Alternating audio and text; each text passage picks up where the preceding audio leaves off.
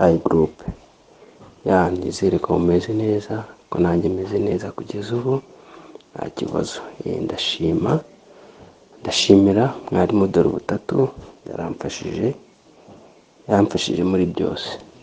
muri byose, mu myigire yanjye, kuko byari bingoye kwiga pe, byari bingoye kuko naje muri iyi VIP group ndatangira ndiga, niwe wanshishikarije kuyizamo, ndatangira ndiga ariko imyigire yanjye ikomeza kungora bijyanye n'akazi nkora, biba ngombwa ko musaba kugira ngo ajye anyigisha inbox.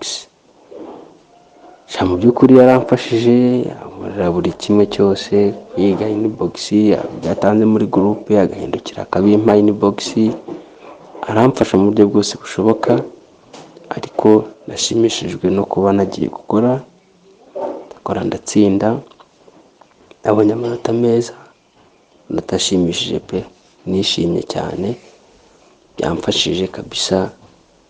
Abakiri kwiga mukomeze courage, ni ukuri ndabizeza ko bazabafasha, mwarimu dore ubutatu azabafasha, azababa hafi, ndabizi neza ko ubumenyi ari kubaha ni ukuri kose buzagira icyo bumara, kuko yaramfashije mu buryo bwose bushoboka ngera aho ngera.